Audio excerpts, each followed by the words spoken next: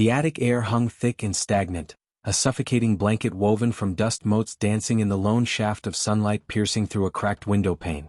It smelled of time, decaying paper, dried lavender sachets and the ghost of mothballs. For weeks, the attic of Blackwood Manor, my ancestral home, had become my sanctuary, my obsession. I, Amelia Blackwood, the family genealogist, had embarked on a quest to digitize generations of Blackwood history, a task my aging grandmother had entrusted to me with a sigh and a knowing, almost melancholic, look in her eyes. Initially it was a simple, academic pursuit. Birth certificates, marriage licenses, military records, faded photographs of stern-faced ancestors in sepia tones, the dry bones of a family tree. But as I delved deeper, sifting through brittle boxes and unraveling yellowed scrolls, a different kind of story began to emerge. A story whispered in the rustle of old letters, hinted at in the shadowed corners of forgotten portraits, and etched in the brittle ink of a forgotten diary. A story of shadows and secrets. It began innocently enough. A faded, leather-bound diary tucked inside a chipped porcelain doll, its pages filled with delicate, looping handwriting. Eleanor Blackwood, 1918, it declared on the flyleaf. My great-great-grandmother. I knew of her, of course. Born into privilege, died tragically young during the Spanish flu pandemic. A life cut short, a sad footnote in the Blackwood lineage. But Eleanor's diary wasn't a tale of illness and fading health. It was a vibrant, passionate account of a young woman's life in a grand manor house during the tumultuous years of World War I. Balls, suitors, societal expectations. It painted a picture of a world both glamorous and suffocating. Then the tone shifted. Mid-1918. The entries became shorter, more frantic. Phrases like, "He follows me everywhere," "I can't breathe," and "the shadows lengthen even in daylight" began to appear. A chill started to crawl up my spine as I read. This was no longer a diary about societal anxieties. This was the internal monologue of someone terrified. One entry, dated June 12, 1918, stood out like a scream in the quiet attic. He said he wouldn't let me leave. He said I belonged to him. I saw it in his eyes tonight, the darkness, the cold, like death itself. If anything happens to me, the sentence abruptly stopped, unfinished, the ink smudged as if by a tear. My heart hammered against my ribs. He. Who was he? Eleanor was engaged to a promising young officer, Charles Thornton, listed in all family records as her fiancé. Could this be him? But the tone, it felt possessive, threatening, not loving. I continued to read, my fingers trembling as I turned the fragile pages. The diary ended abruptly in late June. No mention of illness, no fading away. Just silence. Then in the family records I found the official announcement. Miss Eleanor Blackwood tragically succumbed to the Spanish influenza on July 1, 1918. A brief, formal obituary, a closed book. But the diary screamed a different story. A story of fear, of a hidden threat, of an abrupt silencing. The unease started to settle in my stomach, a cold knot of dread that refused to loosen. Was it possible? Could Eleanor's death have been more than just a tragic illness? Could it have been murder? I dismissed the thought as melodramatic at first. A young woman's anxieties, misinterpreted in the harsh light of a century later. But the diary entries, they were too visceral, too chilling to ignore. Driven by a morbid curiosity, I delved deeper into the boxes surrounding Eleanor's diary. And then I found them. A bundle of letters tied with a faded crimson ribbon, tucked away in a wooden box labeled Correspondence, 1910 to 1920. Letters written by Eleanor. Not to Charles Thornton, but to someone named Julian Thorne. Julian Thorne. The name sparked no immediate recognition. I scanned the family tree in my laptop. No Julian Thorne in the Blackwood lineage. Who was he? And why was Eleanor writing him such passionate, desperate letters? The letters were filled with secret meetings, stolen moments, and declarations of a love that was forbidden, dangerous. Our love is a flame in the dark, she wrote in one, a secret we must guard with our lives. Another, if they ever found out, Julian, they would destroy us. They. Who were they? The Blackwood family? Society? And what was so dangerous about this love? As I pieced together the fragments from the diary and the letters, a horrifying possibility began to solidify in my mind. Eleanor was in love with Julian Thorne. A secret, forbidden love. And someone in the Blackwood family, might have discovered it and silenced her. Permanently. The tragic illness. Could it have been a convenient cover-up? A way to explain away a sudden, unwanted death within the family? The unease solidified into a chilling suspicion. I felt a cold dread seep into my bones. This was no longer just family history, it was a potential crime scene, buried under a century of silence. And I had just unearthed the first layer of dirt. The grandeur of Blackwood Manor suddenly felt oppressive. The high ceilings, the ornate furniture, the heavy drapes, they seemed to close in, suffocating me with the weight of secrets. I spent the rest of the day haunted by Eleanor's words, the chilling premonition in her diary. The next morning, I decided to move my investigation closer to the present. My grandmother, Isabella Blackwood, the matriarch of the family, was still alive, sharp-witted in her late 80s. She might know something. Or at least, she might remember stories passed down through generations, whispers of the past that had survived the passage of time. I found her in the sunroom, overlooking the manicured gardens. Sunlight streamed through the glass, illuminating the silver threads in her hair and the deep wrinkles etched around her eyes, lines that told stories of their own. "Grandmother," I began hesitantly, "I've been going through the attic records, and I came across Eleanor Blackwood's diary." Her eyes, usually bright and sharp, seemed to dim slightly. A flicker of something, unease, crossed her face. "Eleanor," she murmured, her voice soft as the rustle of silk. "Such a tragic story. The Spanish flu, you know. Took so many." "Yes," I said carefully, "but I was reading her diary, and it paints a slightly different picture. It talks about fear, and someone threatening her, before she died." Grandmother's gaze sharpened, her blue eyes suddenly piercing. "Amelia dear, you mustn't dwell on such morbid things. The past is the past. Eleanor died of illness. It was a long time ago. Let the poor girl rest in peace." Her tone was dismissive, firm, almost defensive. "But grandmother," I pressed gently, "what if it wasn't just illness? What if someone did something to her?" She sighed, a long, weary sound. "Amelia, you have an active imagination. Eleanor was a delicate girl, easily frightened. The diary, it's just the ramblings of a young woman in a difficult time." Her dismissal felt too quick, too practiced. Like a script she had recited many times before. And the defensiveness in her tone, it was unsettling. "Grandmother," I persisted, showing her a photograph I had found tucked in with Eleanor's diary. It was a group photograph taken on the manor's grounds. Eleanor, radiant and smiling, stood next to a handsome man I didn't recognize. "Who is this man?" Grandmother's breath hitched. She snatched the photograph, her fingers trembling slightly. "Where did you find this?" she demanded, her voice sharper now. "With Eleanor's diary," I repeated, watching her closely. "Who is he?" She stared at the photograph for a long moment, her face pale. Finally she whispered, That is Julian Thorne." Julian Thorne. The name from the letters. "You know him?" I asked, my voice barely above a whisper. "Know of him," she corrected, her voice strained. "He was a friend of the family. A distant cousin, perhaps. I'm not sure of the exact connection. He disappeared years ago. Before I was even born." "Disappeared?" I echoed. "What happened to him?" Grandmother shrugged, her eyes fixed on the photograph. "No one knows. He simply vanished. Rumor had it he went abroad. Started a new life." "And Eleanor?" I pressed. "Were they close?" She finally looked up at me, her gaze intense. "Amelia, this is enough. This is old history. It's best left buried. You're stirring up things that are best forgotten. Let it go, dear. Please." Her plea, laced with a hint of warning, hung in the air. Let it go. But I couldn't. The seed of suspicion had been planted, and it was taking root, growing into a dark, insistent need to know the truth.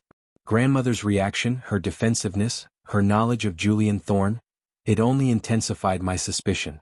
She knew more than she was letting on, and she wanted me to stop digging. Which, of course, only made me want to dig deeper. That evening, I wandered through the manor, studying the portraits that lined the grand hallways. Blackwood ancestors, stern and imposing, their eyes seeming to follow me as I moved. And then I saw it.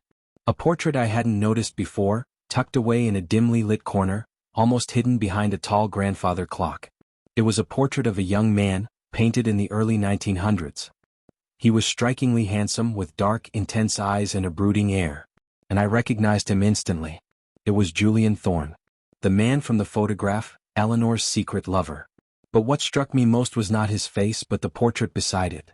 A portrait of a Blackwood man, painted around the same time period. A stern-faced man with cold, calculating eyes. Theodore Blackwood, Eleanor's father. The way the portraits were positioned, they faced each other, almost confronting each other. And Theodore Blackwood's gaze? It seemed to bore into Julian Thorne's portrait with an almost palpable hostility. A shiver ran down my spine. Theodore Blackwood. He was a powerful man, a patriarch of the Blackwood family. Would he have been capable of murder to protect his family's reputation, to prevent a scandal, to control his daughter's life? The thought was horrifying but increasingly plausible. The portraits in the dimly lit hallway seemed to whisper secrets from the past, and I was starting to hear them. The shadows were lengthening in Blackwood Manor, just as they had in Eleanor's diary. And I was beginning to understand that I was walking into a web of deception that had been spun for over a century. A web that someone even now was still trying to maintain. Sleep eluded me that night. Eleanor's fearful entries, grandmother's evasiveness, the confrontational portraits, they all swirled in my mind, forming a tangled, unsettling picture. I kept replaying grandmother's words, "Let it go, dear. Please." It wasn't just a request, it was a warning. The next morning, I decided to broaden my investigation beyond my grandmother. Blackwood Manor was a large place, housing not just grandmother but also my Aunt Clara and Uncle Arthur, my grandmother's 2 surviving children. They too might know something. Aunt Clara was the elder, a nervous, fluttering woman in her late 60s, prone to anxieties and veiled pronouncements. Uncle Arthur was younger, more pragmatic and outwardly affable, but with a certain guardedness in his eyes. I started with Aunt Clara, finding her in the drawing room, nervously arranging and rearranging a vase of lilies. "Aunt Clara," I said, my voice casual, "Grandmother and I were looking at some old family photographs yesterday. We came across one of Eleanor Blackwood with a man named Julian Thorne." Aunt Clara's hands froze mid-lily adjustment. Her already pale face seemed to drain of even more color. "Julian Thorne?" she repeated, her voice a breathy whisper. "Oh dear. Why would you be looking at him?" "Just curious," I said innocently. "Grandmother said he was a distant cousin. Do you know anything about him?" Aunt Clara wrung her hands, her eyes darting nervously around the room. Not really. He was before my time, of course. Just a shadow from the past. Best left undisturbed." Her words echoed grandmother's almost verbatim. "Grandmother seemed a little upset when I showed her the photograph," I probed gently. "Is there something sensitive about Julian Thorne?" Aunt Clara's breath hitched again. "Sensitive? No. Just sad. A sad story. Tragic, really. Best not to delve into tragedy, Amelia. It brings nothing but unhappiness." She avoided eye contact, busying herself frantically with the lilies again. Her reaction was even more pronounced than grandmother's. Her nervousness was palpable, her desire to shut down the conversation almost frantic. It was as if the name Julian Thorne itself triggered a deep-seated anxiety in her. Next I sought out Uncle Arthur. I found him in the library ostensibly reading, but his gaze seemed unfocused, distant. "Uncle Arthur," I began, mirroring my approach with Aunt Clara, "I was looking at some old photographs yesterday and came across one of Eleanor Blackwood with a man named Julian Thorne." Uncle Arthur's reaction was different, more controlled but equally revealing. He lowered his book, his eyes narrowing slightly. "Julian Thorne?" he repeated, his voice measured, carefully neutral. "Yes, I've heard the name. Vaguely. From family stories." "Grandmother said he was a distant cousin," I said, watching his reaction closely. "Do you know anything more about him?" Uncle Arthur leaned back in his chair, his gaze thoughtful, almost calculating. "Family legend, really. A bit of a black sheep, I believe. Handsome fellow, charmed his way through life. Then he disappeared. Poof. Vanished without a trace." He chuckled softly, a sound that didn't quite reach his eyes. "And Eleanor?" I pressed, mirroring my question to grandmother. "Did they know each other well?" Uncle Arthur's eyes flickered, a fleeting spark of something. Apprehension? Recognition? "Eleanor? Oh yes. Rumor had it they were friends. In those days, young people socialized. But Eleanor was engaged to Charles Thornton, a very respectable match. Julian Thorne, well, he was a bit of a rogue. So, just friends?" I asked, raising an eyebrow. His casual dismissal felt too pat, too convenient, especially after Aunt Clara and grandmother's reactions.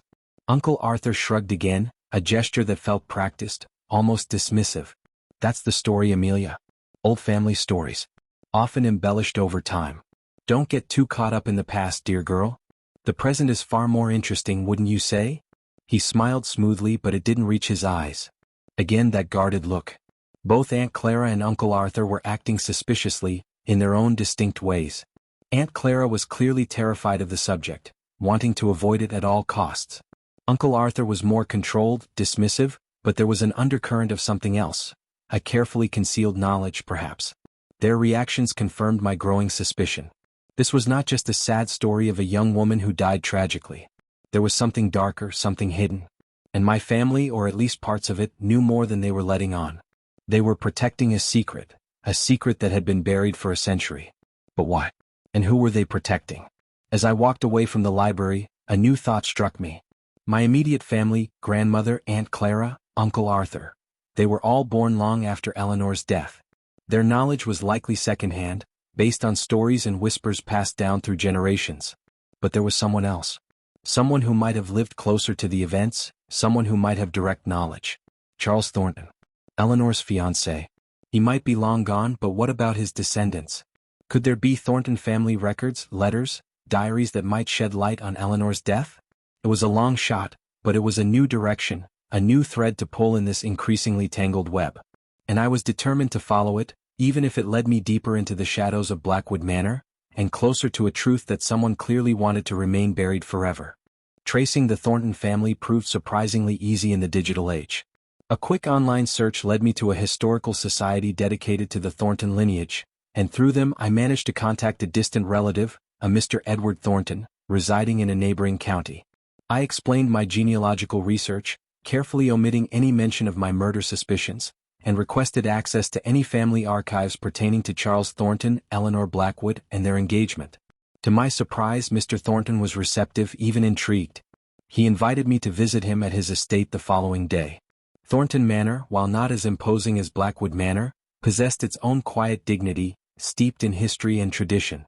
Mr. Edward Thornton, a kindly elderly gentleman with a twinkle in his eye, greeted me warmly and led me to a dusty, overflowing study.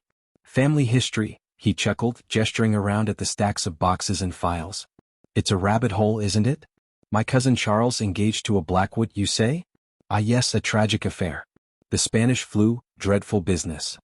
I held my breath, hoping he wouldn't simply dismiss it as tragedy as my grandmother had. Actually, Mr. Thornton, I said, choosing my words carefully, I'm hoping to learn more about their relationship. Any letters, perhaps, from Charles to Eleanor or vice versa? Mr. Thornton stroked his chin thoughtfully. Letters? I believe there might be some. Charles was a meticulous record keeper. Let's see. He began rummaging through a large, labeled box. Charles Thornton, Correspondence, 1910 to 1920. My heart pounded as he pulled out a bundle of letters, tied with a faded blue ribbon. Here we are, he said, handing them to me. Charles's letters to Miss Blackwood, I believe. Though I doubt they'll be very revealing. It was a proper engagement, you understand. Very formal. I thanked him profusely and eagerly untied the ribbon. The letters were indeed formal, polite, filled with flowery language and societal pleasantries. Charles Thornton appeared to be a dutiful, respectable young man, deeply in love with Eleanor, but in a restrained, conventional way. There was no hint of possessiveness, no shadow of threat in his words. I was starting to feel deflated. Perhaps I was wrong. Perhaps Eleanor's fears were just anxieties, her diary entries misinterpreted. Then, towards the bottom of the bundle, I found a letter that was different. It was shorter, written in a rushed, almost frantic hand, and the tone was starkly contrasting with the others. It was dated June 25, 1918, just days before Eleanor's supposed death. Amelia, the letter began, I write to you with a heavy heart. I must confess I am troubled by recent rumors circulating about you and Julian Thorne. While I trust in your virtue implicitly, the whispers are persistent, and they have reached my family's ears. My father, as you know, is a man of strict principles and he is deeply concerned. He has suggested that perhaps our engagement should be reconsidered. Until these rumors are quelled, he feels it prudent for us to distance ourselves for a time.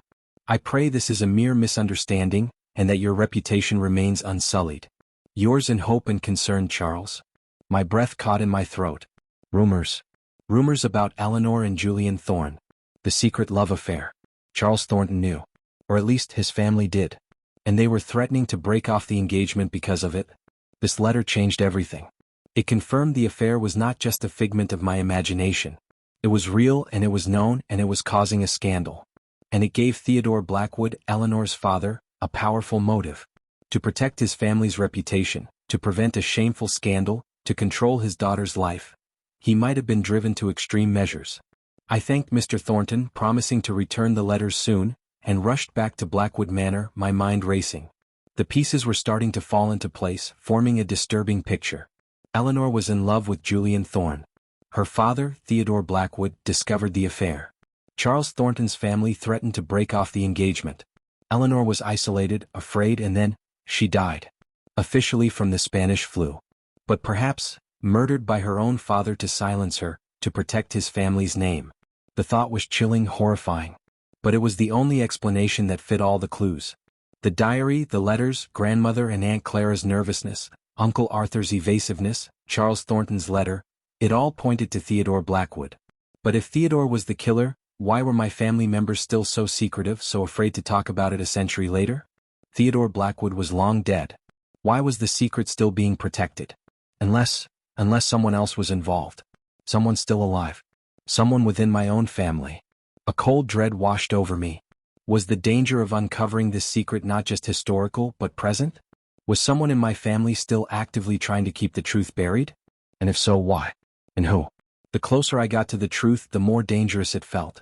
I was starting to unravel a dark, tangled web of deception, and I had a terrifying feeling that I was not alone in this investigation. Someone was watching me. Someone who wanted the secret to remain buried. And they might be closer than I thought. The feeling of being watched intensified in the following days. Every creak of the floorboards, every rustle of leaves outside my window, sounded like footsteps, like someone lurking in the shadows of Blackwood Manor. I started to jump at sudden noises, my nerves frayed and raw. I couldn't shake the feeling that I was being monitored. Were my family members suspicious of my investigation? Were they trying to deter me, to frighten me off? Or was it something more sinister? One afternoon, while I was working in the library, poring over old newspapers from 1918, I felt a sudden chill despite the warm afternoon sun streaming through the windows. I looked up, and for a fleeting moment, I saw a shadow move in the doorway. A tall, dark figure just at the edge of my peripheral vision. When I turned my head fully, the doorway was empty. I told myself it was my imagination, stress, paranoia taking hold. But the feeling persisted. Later that evening, while walking through the dimly lit hallway towards my room, I distinctly heard footsteps behind me. Slow, deliberate footsteps, echoing my own. I spun around, my heart pounding, but the hallway was deserted, only the stern portraits of my ancestors watching silently from the walls. I started to feel isolated, vulnerable in Blackwood Manor, even surrounded by my family. Who could I trust? Grandmother, Aunt Clara, Uncle Arthur. They were all acting suspiciously, hiding something. Could one of them be actively trying to stop me? Could one of them be the watcher in the shadows? Driven by a desperate need for answers, I decided to focus again on Julian Thorne. He had vanished, disappeared without a trace. But could there be records of him beyond the Blackwood family? Could I find out more about his life, his background, his disappearance? I started digging into public records. Census data, birth and death certificates, immigration records. It was painstaking work, sifting through mountains of information, searching for any mention of a Julian Thorne who might fit the timeline. Days turned into nights, fueled by coffee and adrenaline, the attic records and digital archives blurring together. And then, finally, I found something. A record of a Julian Thorne, born in London in 1895, who immigrated to America in 1920. 2 years after Eleanor's death. Could it be him? It was a long shot, but it was a lead. I traced his immigration record, and it led me to New York City. And then, to my astonishment, I found a death certificate for a Julian Thorne in New York, dated 1965. He had lived a long life in anonymity, far from Blackwood Manor and Eleanor. But why had he left? Why had he disappeared after Eleanor's death? Was it grief? Fear? Or something more sinister? The death certificate listed his next of kin as unknown. But it also listed his profession, photographer. A seemingly innocuous detail, but it triggered something in my memory. The photograph of Eleanor and Julian Thorne. It was a professional photograph, taken in a studio. Was Julian Thorne more than just a friend of the family? Was he a photographer by profession? Could he have been hired to take family portraits at Blackwood Manor? That could explain how he met Eleanor, how their secret affair began.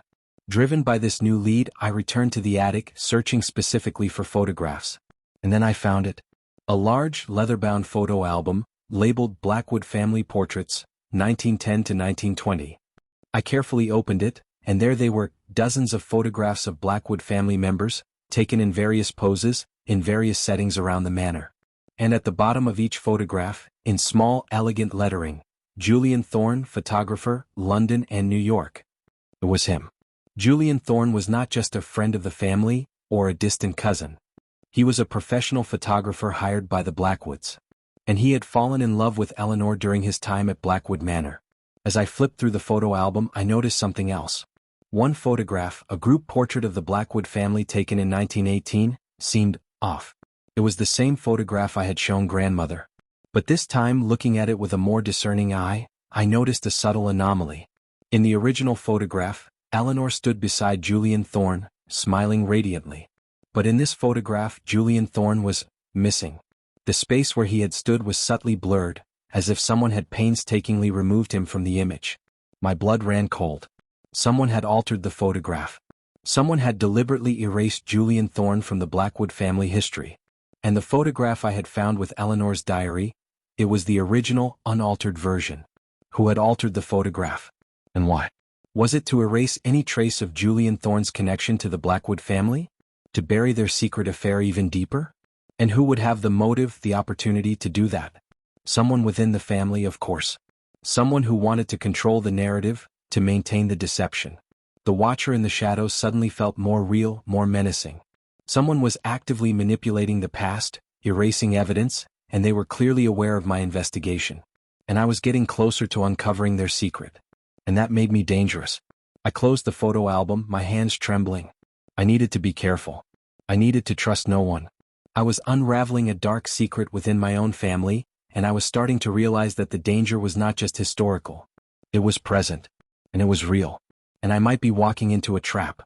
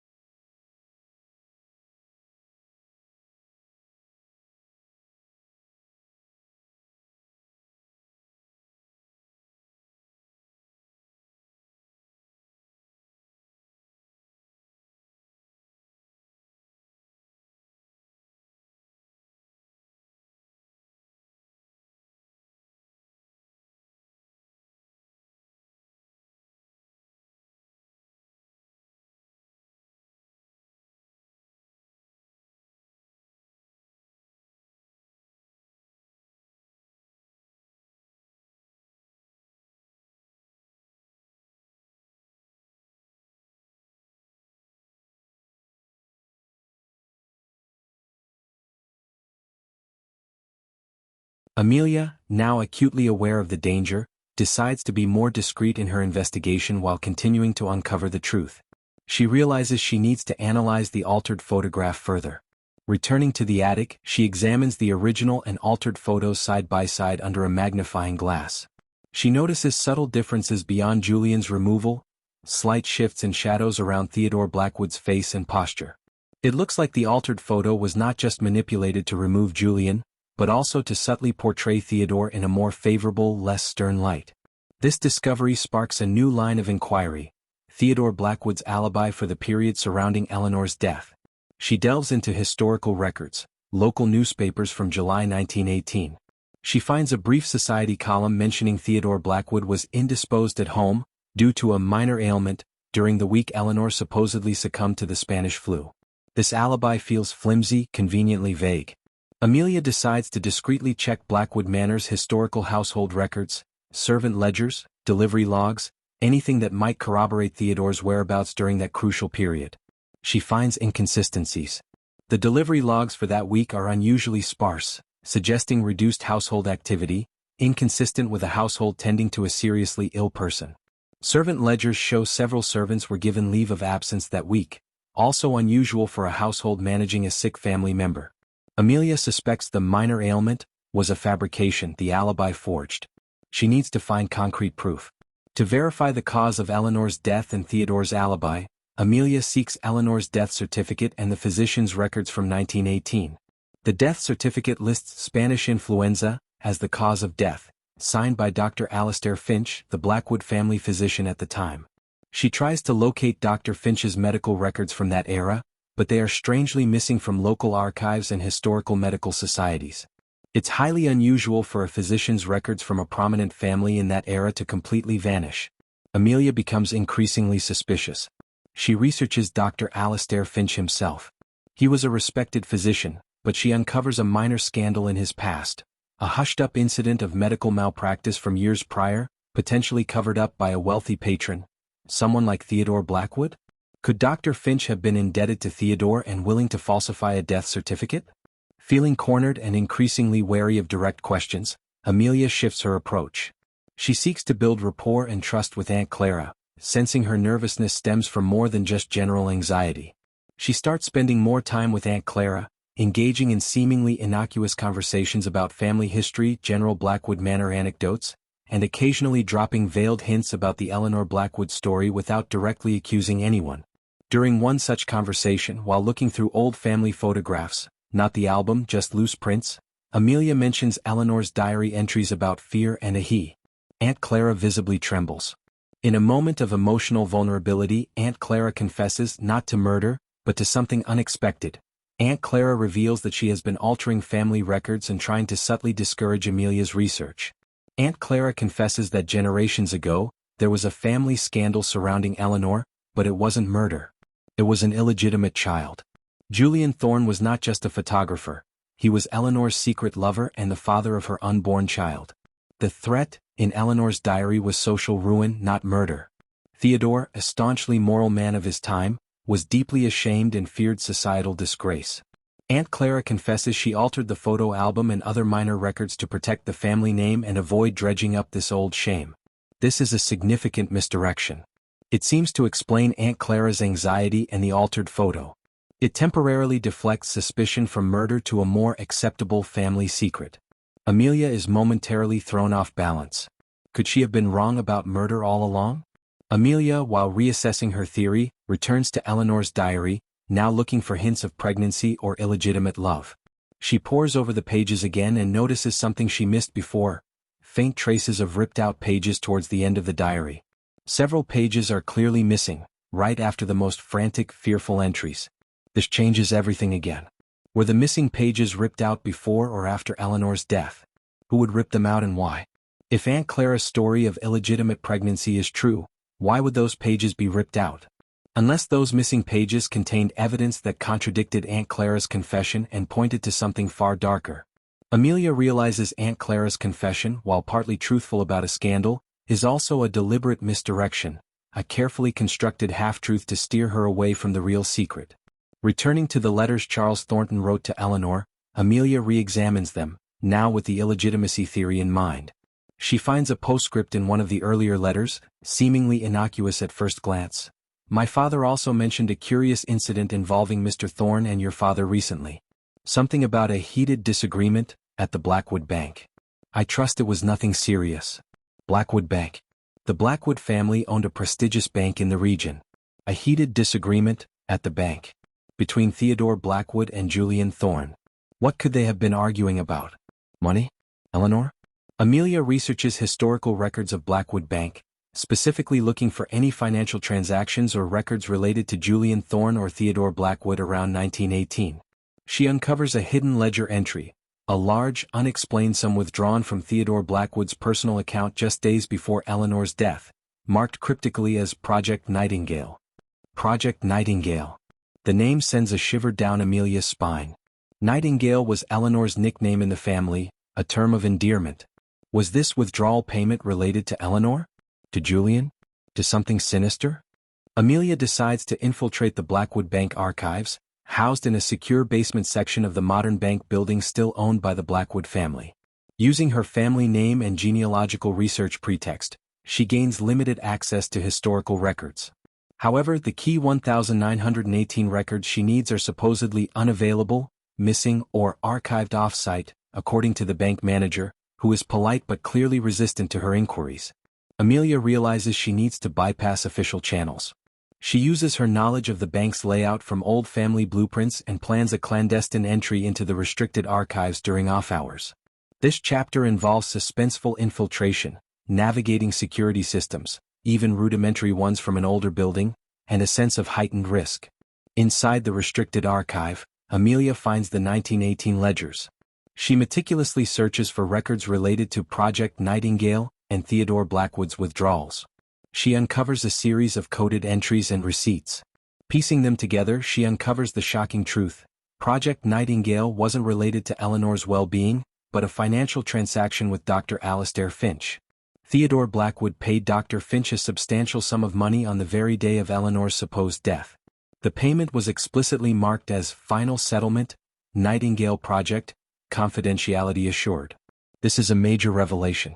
Theodore Blackwood paid off Dr. Finch after Eleanor's death. For what? For falsifying the death certificate? For ensuring silence and confidentiality? The financial motive for a cover-up is now undeniable. If Theodore paid for a cover-up, how was Eleanor murdered?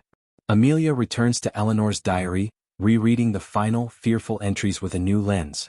She notices more subtle details she missed before, references to Eleanor feeling weak, nauseous, and a persistent bitter taste in her mouth in the days leading up to her death. These are not typical Spanish flu symptoms. They are symptoms of poisoning.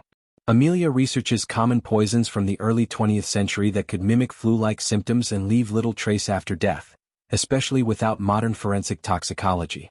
She focuses on readily available household substances, common medicines that could be misused. She discovers arsenic and cyanide were relatively accessible and could induce symptoms easily mistaken for illness. Chapter 14, The Gardener's Testimony, Twist 3, Uncle Arthur's Knowledge. Amelia realizes she needs more direct evidence, someone who might have witnessed events around Eleanor's death. She remembers family stories about Mr. Davies, the Blackwood Manor head gardener who served the family for decades, including during Eleanor's time. He passed away years ago, but she seeks out his descendants. She finds Mr. Davies' grandson, now an elderly man living in a nearby village.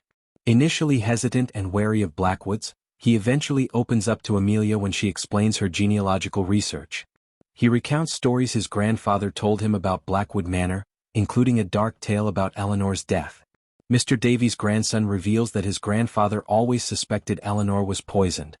He recalled seeing Theodore Blackwood acting strangely in the gardens in the days leading up to Eleanor's death, tending to a specific patch of foxglove flowers, a known source of digitalis, a heart-affecting poison that can mimic illness symptoms. Mr. Davies also overheard hushed arguments between Theodore and Dr. Finch shortly after Eleanor's death, suggesting a cover-up. Crucially, Mr. Davies' grandson reveals that his grandfather confided his suspicions to Uncle Arthur years ago, when Uncle Arthur was a young man interested in family history. Uncle Arthur knew about the potential poisoning and the cover-up all along. Amelia confronts Uncle Arthur with the gardener's grandson's testimony and the evidence of financial payoffs. Initially, Uncle Arthur maintains his facade of polite indifference. But when Amelia lays out the combined evidence and reveals she knows he was confided in by the gardener, his composure cracks. Uncle Arthur confesses. He admits he knew about the suspicions of poisoning, the financial payoffs, the family cover-up. He reveals that Theodore Blackwood, driven by a fanatical sense of family honor and control, poisoned Eleanor to prevent the scandal of an illegitimate child in her affair with Julian Thorne. He used digitalis from the foxglove in the garden, easily administered and difficult to trace in 1918. Dr. Finch, indebted to Theodore from the old malpractice incident, agreed to falsify the death certificate for a hefty sum and ensured confidentiality. Uncle Arthur explains that grandmother and Aunt Clara also know the truth, passed down in hushed whispers through generations. Their suspicious behavior and attempts to deter Amelia were not because they were complicit in the murder itself, but because they were protecting the family secret, upholding the long-maintained deception, believing it was for the best to avoid shame and scandal. Uncle Arthur's confession seems to resolve the mystery, pointing directly to Theodore Blackwood as the murderer. But Amelia still feels unease. Something doesn't quite fit. Theodore's motive seems clear, but his character as portrayed in family history and portraits, feels too outwardly stern and controlled to commit such a passionately driven, albeit horrific, crime. It feels almost theatrical, too dramatic for his cold, calculating personality. Then Uncle Arthur reveals another shocking twist. He admits he knows about the murder, the cover-up, because he overheard his mother, Isabella, Amelia's grandmother, confessing the truth to his father years ago, shortly before his father's death. Isabella, Amelia's grandmother, the seemingly frail elderly matriarch, confessed to the murder of Eleanor Blackwood. She was the killer. Amelia confronts grandmother Isabella with Uncle Arthur's revelation. Grandmother, initially denying, finally breaks down, confirming everything. She confesses she poisoned Eleanor, not Theodore. The motive is not family honor or societal disgrace, but something far more personal and twisted: jealousy and unrequited love. Isabella was not Theodore's wife at the time of Eleanor's death. She was a young, distant relative, living at Blackwood Manor as a companion to Theodore's ailing wife, Eleanor's mother. Isabella was deeply, obsessively in love with Theodore. She was also intensely jealous of Eleanor, Theodore's beautiful, beloved daughter, and perceived Eleanor's happiness and impending marriage to Charles as a threat to her own ambitions to win Theodore's affection. When Isabella discovered Eleanor's affair with Julian Thorne and saw Theodore's rage and distress, she saw an opportunity. She fueled Theodore's anger, subtly suggesting extreme measures were necessary to protect Eleanor and the family from shame. She knew of the foxglove in the garden and, driven by jealousy and a twisted desire to save Theodore from the scandal, she secretly poisoned Eleanor. Using digitalis she extracted herself. She manipulated Theodore into believing Eleanor's death was from natural causes, playing on his anxieties and societal prejudices. When Theodore suspected foul play later, she skillfully redirected his suspicion towards Julian Thorne, further cementing the cover-up. She married Theodore years later, after his wife's death, solidifying her place in the Blackwood family and burying her secret for decades. During grandmother's chilling confession, Aunt Clara and Uncle Arthur are present, witnessing the full horror of their mother's revelation. The atmosphere in the room becomes incredibly tense, claustrophobic. Grandmother, stripped bare of her matriarchal facade, becomes desperate, volatile. She lashes out at Amelia, accusing her of destroying the family, of disrespecting the past, of unleashing chaos. Suddenly, grandmother, in a fit of rage and denial, grabs a letter opener from a nearby desk, a sharp, antique silver blade. She lunges at Amelia, intending to silence her permanently, to protect her secret even at this late stage. This becomes a nail-biting physical confrontation in the grand, shadowy room. Aunt Clara and Uncle Arthur are frozen in shock, unable to intervene immediately. Amelia, though startled, is resourceful and fights back, using her wits and the environment of the room to defend herself. The climax involves a desperate struggle, close-quarters combat in the opulent, yet now menacing, setting of Blackwood Manor. Amelia manages to disarm grandmother, but not without injury. Aunt Clara and Uncle Arthur finally intervene, pulling grandmother away, horrified by her violent outburst and the weight of her confession. The police are called, the truth is finally brought into the light. Grandmother is taken into custody. The Blackwood family secret is exposed, shattering the carefully constructed facade of respectability and tradition. The media descends on Blackwood Manor. The revelation becomes a public scandal, echoing through generations. The world of the Blackwood family is irrevocably changed. Amelia is hailed as a truth seeker but also faces backlash from some family members and parts of the community who preferred the comfortable lie. The shocking revelation redefines everything. Eleanor Blackwood is no longer a tragic victim of illness, but a murdered young woman silenced for love and jealousy. The Blackwood family legacy is tarnished, forever stained by murder and deception. Julian Thorne, long relegated to a shadowy footnote, is finally recognized as Eleanor's true love and a victim of circumstance. Amelia, emotionally drained but resolute, decides to use her genealogical skills to ensure Eleanor's true story is told and remembered. She works to clear Eleanor's name and honor her memory. The finale leaves the reader with a sense of catharsis, but also a lingering unease about the dark secrets hidden beneath the surface of seemingly respectable families and the enduring power of truth to shatter even the most deeply buried lies. The explosive finale is not just the physical confrontation, but the shattering of the family's carefully constructed reality and the public exposure of a century-old murder. The unforgettable finale is the long-lasting impact of uncovering such a dark secret within one's own bloodline.